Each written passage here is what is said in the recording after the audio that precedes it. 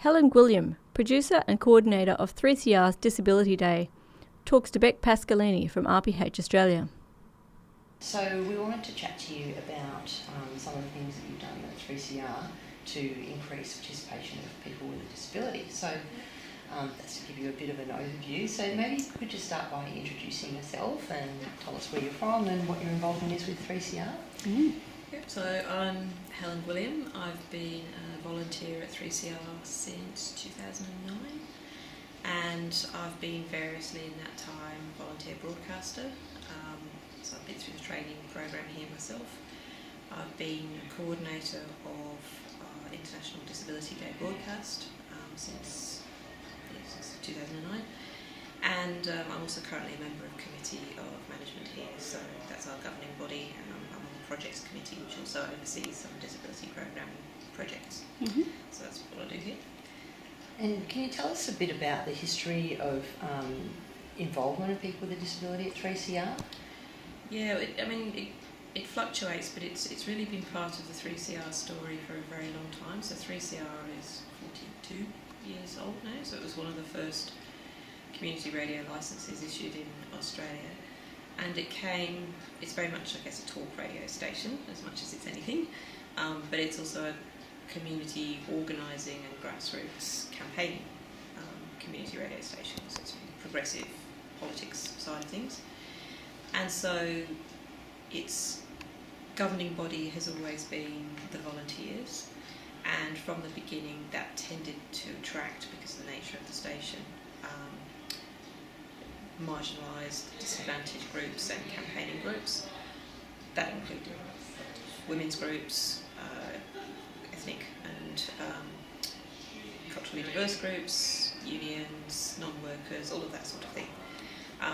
But has also, for nearly more than 30 years, one of our shows has been going, has also attracted and enabled disability programming. So we've had representation, I guess, really out of that left identity politics side of things for a long time. So one of our longest running shows is called Raising Our Voices, and that's a show that is led by people primarily with intellectual disability, people who have experience of institutionalisation, and they're an affiliate of our station. So there's been a long history.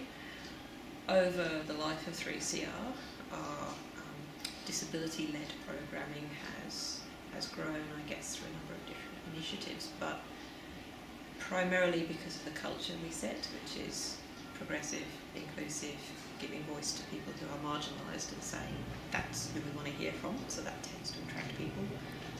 But also by engaging with particular groups who affiliate to our station. So we've got representation from organisations like Housing for Action for the Aged, the Mental Illness Fellowship.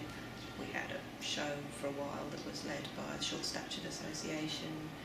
We've had a show that was a radio offshoot of the TV No Limits, community television disability programming.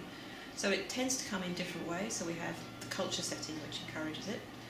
We have particular relationships with particular organisations that primarily are disability-led. And then we have people who come in because they're interested in community radio and also have a disability.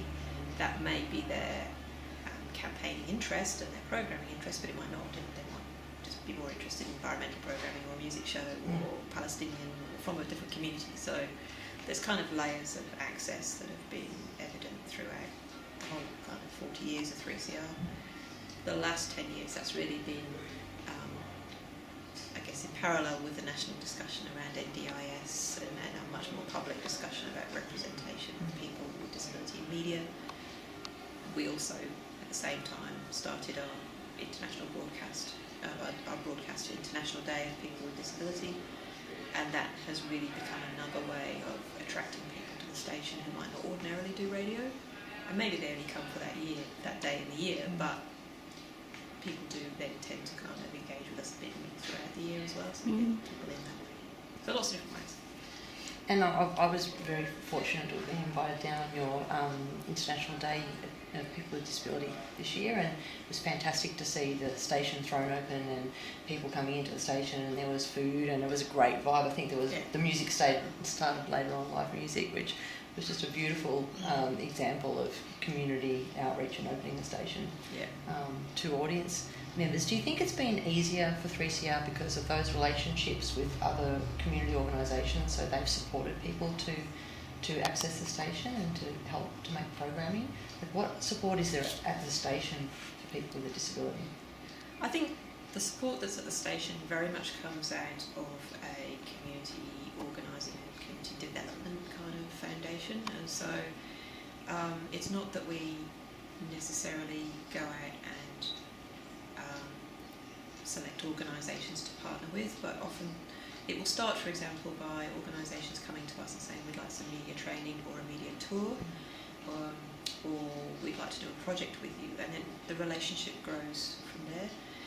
The default culture at 3CR, we have 5 or 6 staff, the rest of it is basically volunteer run, but the ethos here is to support all the communities who want to broadcast and be heard, who wouldn't normally be heard in any mainstream media. So whether it's wanting to broadcast in your own language, or whether it's wanting to broadcast music that nobody else listens to, or whether it's being a programme with a disability, we try and put the supports in place. And so we have a volunteer coordinator here, that's one of the staff members. Anyone who wants to be involved with 3CR will initially have an interview with our volunteer coordinator. Anyone who wants to be on air has to do our training. And so that's where support needs will probably be identified, whether people need to do it in a different space or at a slower speed or have some more support or in a more tailored way. That's when that will be picked up. Or by the organisation coming to us and saying we'd like to do some media training. So an example of that, probably 10 years ago now, was what is now the Summer Foundation, which advocates for young people in nursing homes, came to us because they wanted to do some media training for their spokespeople, young people in nursing homes, because they were starting their campaign.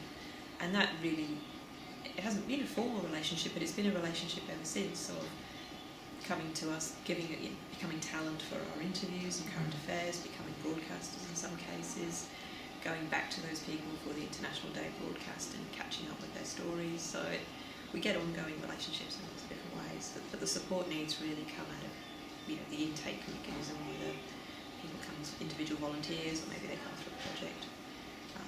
And if they come through a project, that's where we try and cost in the support needs, so that we know that we might need transport and taxi costs to be built in.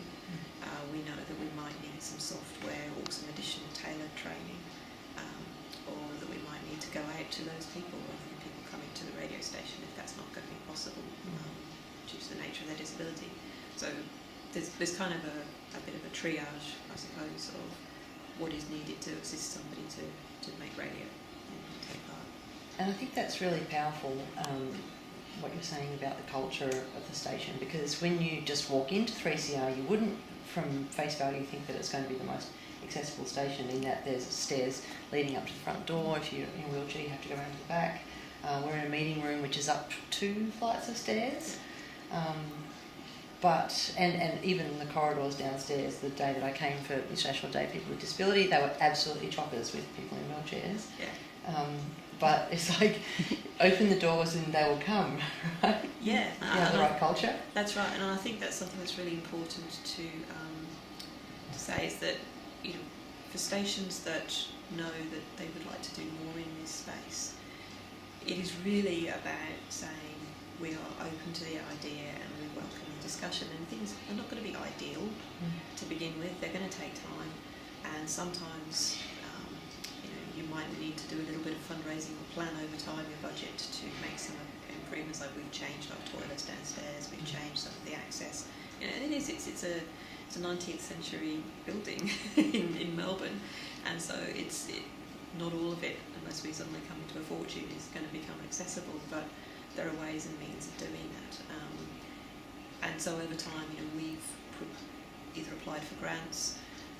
We had one member of staff here for a while who had a disability that enabled us to work through job access to get some improvements made downstairs. And so we have a running list of we need some more lapel mics, or we need to get another keyboard that's easier to link into the panel, or we need some different software. We just, we try and get things as we go and support people that way. But it is about, I think, being open to the idea and then relaxing a bit and saying this can probably be disability led. You don't have to bring all the solutions yourself. You're open to people saying, here's what I need, and then you have the conversation. I don't think stations should be worried about having to make their whole station accessible first, because you'll never get it right because everybody's different. Everybody is different. So be open and be available, and then support people. Produced for RPH Australia and the Ability Radio Project, 4ZZZ FM.